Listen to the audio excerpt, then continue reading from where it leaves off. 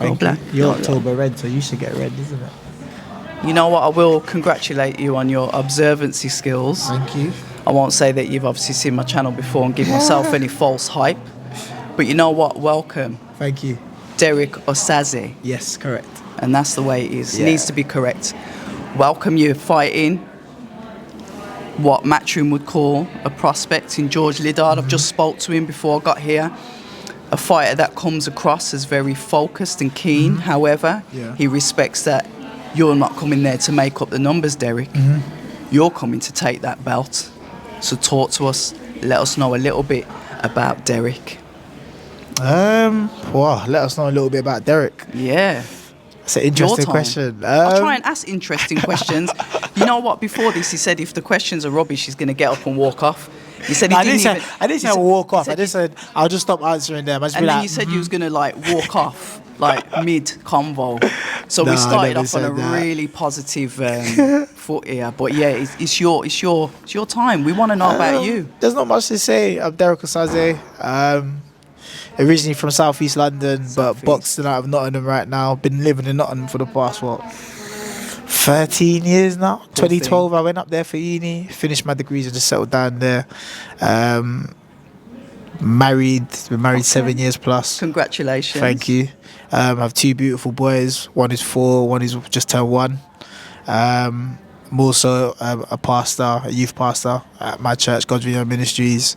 And I work in the University of Nottingham. I'm a black student sport officer, so I basically create programs to help engage black students with the aim of trying to close the awarding gap. So yeah, I think that's a bit about me in a nutshell. I love my wrestling. I went to WrestleMania 40 earlier this year. That's my second WrestleMania. And I love the Power Rangers. That's me, and I'm here to fight. I like that. It's a nice summary, but you've given me so much to pick apart. And I know this question might seem obvious. Yeah. What is it about yourself and religion, that relationship that you've got, where you decided that you were going to, put your energy into that to help the youth? Why religion? And I'm asking this because I'm a non-church goer. Let's see if you can... I prefer the second word you use, relationship. I don't like the terminology religion. I love the term relationship. Okay. I put it as like, for me, I wouldn't say there was any... So I grew up in a Christian household, going to church every Sunday. That was... Okay, it's instilled. Before I moved out, like I said, it was instilled. It was an exercise. It was only when I moved out to go to university, I went to Nottingham.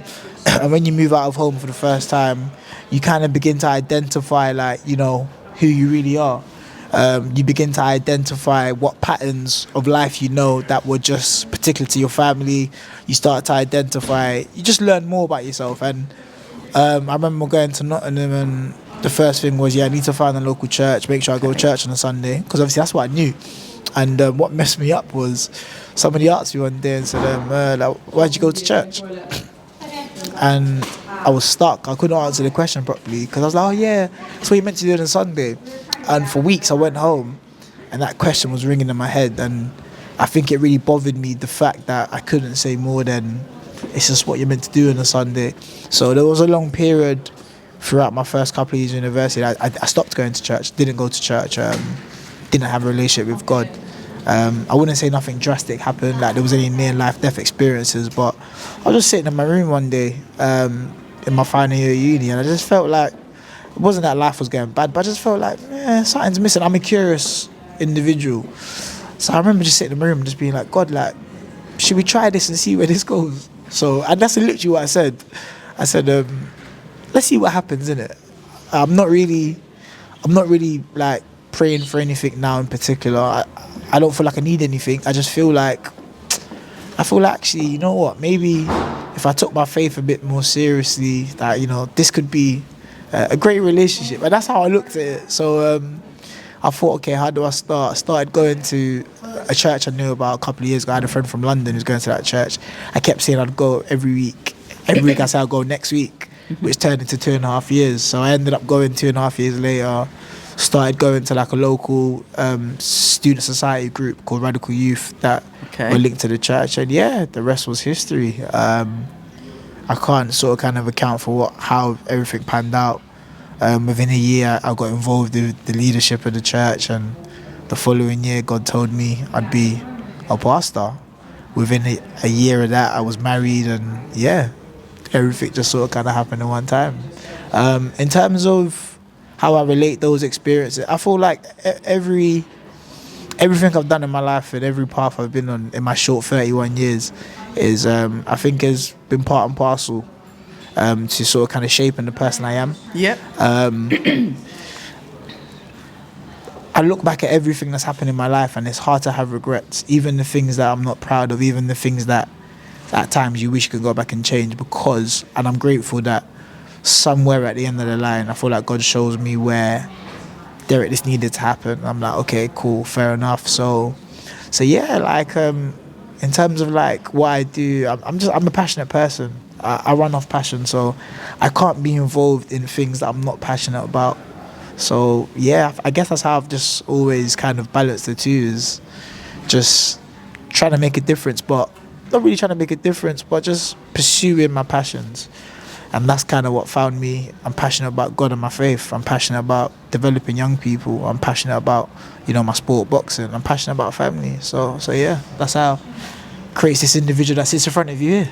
You know what I like though? You were brought up in a traditional Christian home. Yeah. It was routine. You go to church on a Sunday, of course Yeah, you do. yeah, You're a yeah. Christian. First thing you did, like you said, when you opt to go to Nottingham to go to uni, Yeah. I've got to find a church. But you never found your purpose with religion until somebody asked you the question. Yeah. And then you had to sit on that, marinate almost, Yeah. and think, well, actually, Yeah. why am I going? 100%. And then that is what forges the relationship, which is probably more true now than it was as routine 100%. as a kid when you were just going, because it was a done thing to do. 100%. I think it's so key, because I think everyone has their own experiences with, let's say, religion or a relationship in their own different way. And the element of my character is, I struggle to do things I'm not passionate about, but I struggle to do things I don't understand. Like, I was the kid that you told me to do something and I'm like, okay, but why? But why? I need to understand what I'm doing. If you can get me to understand, I'll run through a brick wall for you. But if you can't get me to understand, and I understand the necessity of it. So I felt like God was very particular how that happened, where many people would have just said that and carried on. But for me, and the element of my character, which is I need to understand what I'm doing, why I'm doing it, it bothered me. Do you know what I mean? And yeah, I feel like, alluding to the second part of what you said, it's one thing going off everyone's experience. So, like, you can As in say, the parents' family and experience, stuff. yeah. But I never had a personal experience. It's like everyone telling you how great a restaurant is, how the food there is banging, but we all got different taste buds. Absolutely. And until you go there And experience it yourself. So that's how it was for me. When I actually, I knew who God is, and I have heard about him, I've read all the stories, I know the Bible, but it's like when I had a personal relationship with a personal encounter, I'm like, okay, cool. I knew you were real before, but now I have proof from a personal experience that you're real. So I think that was the difference. And that's why I always hope and pray that anyone who gets into any religion, I just pray that you have a personal experience, a personal encounter where you can say, this is why I believe what I believe, this is why I'm following what I follow.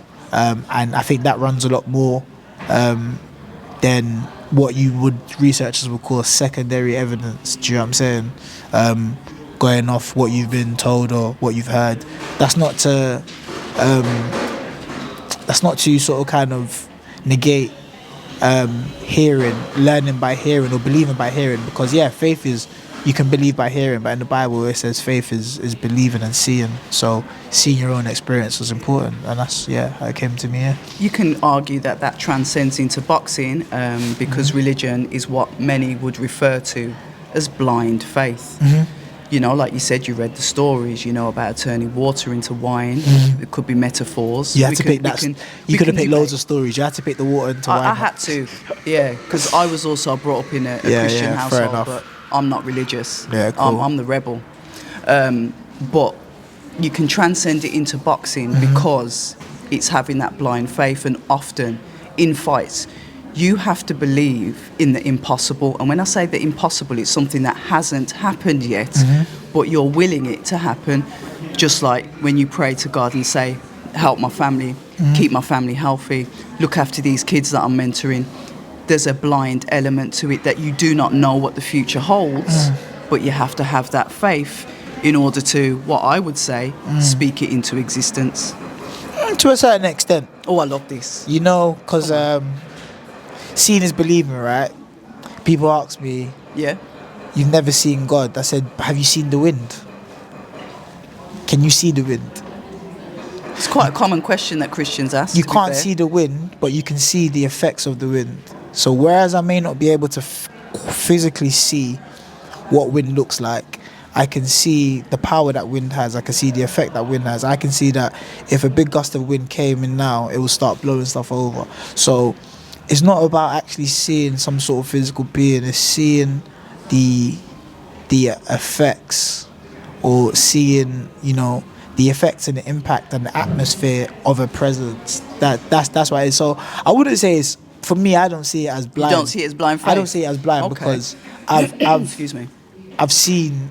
me personally, Yeah. I've seen God in my life. I've seen how He's God or the intervened. effects of God. I've seen God. If I see the effects of wind, I see wind, right? I may not see it physically, but I see wind. If you see me sign my name here, Yeah. you're not saying that you've seen me physically signing it, but you've seen my writing, you've seen my imprint. Hence why people get autographs. You get autographs because you're not going to be with that person 24/7. True. You get someone to sign it so you can have an imprint or of that person's signature, or that person in your whatever you want them to sign. So that's the way He's I good. see it. He's good. So that's the way I see it. So like, it's not about winning. No, it's not. It's not about winning. But it is. It is about winning. No, it is it's about not. winning. But like in a fight, You're like I said- competitive. No, It's definitely about not winning. Not even. Listen, there's a scripture that I love that Go on. says, it says, be prepared to give an account for the hope that's in you. That basically says, in some versions, it says, be prepared to give a defense. It basically says, if somebody asks you why you believe what you believe, be Yeah. prepared to explain. Absolutely. And that's simply what it is. So I don't even think it's a thing of, and this is why like sometimes like we, like, if the floor is there for me to speak and somebody is actually genuinely asking a question, it's my duty to explain. Do you know what I mean? But not to debate or anything. But yeah, so like when it comes to in the example that you use in terms of being in a fight, like really and truthfully, the Bible also says faith without works is dead. I can believe all I want, but I've got to put the work in. You know, I can pray to God every day Yep. that I'm going to win a fight. But if I'm sitting there eating pork pies, then clearly that's You eat not. pork? No, I don't. Oh. No, I do actually. We're not going there. I just pork pies was the first thing that came Anyway, to my but head. yeah, We're sorry. not going to go Yeah, there. okay. But yeah. So for me, in the ring, I pray like I'm not training, and I train like I'm not praying. So both sides are covered. That's my mantra. Mantra, you're going in, like I said, against a, you know, what you'd call potentially a matchroom prospect. Mm-hmm. You're someone that wants to win. I get that from you. I saw that in your last fight when you fought Denzel Bentley on a Queensbury show. What are you prepared to do, to get this win, to secure this win? Because like I said, I've spoke to George. I see his hunger. But what makes you more hungry? What makes Derrick more confident that he's going to get that belt? There's a belt on the line. With belts comes rankings. Rankings comes better fights. Better fights, more money, stature. I understand the materialistic things won't necessarily fit into your lifestyle, but it's all there for the taking. For me, it's, you hear this. I've been involved with boxing for a minute now, and you hear a lot about, who wants it more and hunger. In Yeah. fact, I'll tell you a funny thing, right? I'm a qualified England boxing amateur judge as well, right? And the course, one of the judging criteria is the first criteria is competitiveness on the bout. The second criteria is sort of kind of to do with in terms of, so quality shot scored, competitiveness on the bout. If that's equal, there's something in there in the rule book that says who wants it more, which I find kind of funny. Oh, wow. I thought it was banter, but there's an element in the rule book that talks about that, like who, it's like ring generalship, like who's showing Yeah. they want it more and stuff. And so when I come back to your question in terms of like being hungry, who wants it more, really and truthfully, if you're at this stage, of your career, you're in a fight like this, you both have to be hungry. You both have to want it. You both have to be trained and dedicated. Like for me, those are not badges of honor. Like I'm not gonna get a high five for coming in and being physically prepared to fight or making weight. That's my job. Like you should be hungry. Yep. Do you know what I'm saying? Yep. Those are what I call. Those are basics. Like do you know what I'm saying? standard procedures. Standard procedure. If like it's like when people say like, "Are you ready?"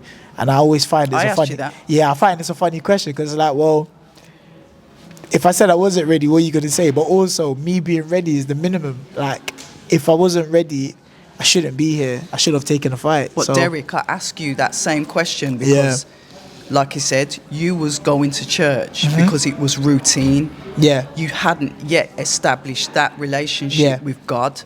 So when I ask, are you ready? It seems like it's a generic question. But really I'm saying, are you really ready? Do you understand? You might not see it like that, but I know why I asked that the sounds question. like. Have you watched WWE before?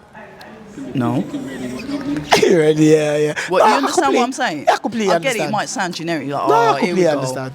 But at the end of the day, really and truthfully, like we can talk till Jesus comes about the fight and what we think we're gonna do and predictions. But at the end of the day, like I said at the press conference, the proof will be on the pudding on Friday. If I didn't believe that I'm capable of winning this fight, number one, I wouldn't have taken the fight. Number two, I would have gone for a grueling training camp to be here. Number three, I wouldn't be sitting in front of you right now. So for me, I get it, but that's the minimum. I don't see that as like a badge of honor. I'm here to do a job. How do I win? By any means necessary. But I go out there and I get the win on Friday, and that's it. What do you want out of your boxing career? And that's going to be the last question because I know you're tired and you need to rest up, weigh in, etc. So what does Derrick want out of this boxing game? Because you've got so many strings in your bow. You've got there's alternate universes alongside you. But what do you want out of boxing? That's a great question. If you asked me that question 5 years ago, I would have given you like 5-year plans. I want to win this title, get to this rank. But you see what? I'll be real. What I'd want from boxing is no different to what I wanted in the beginning.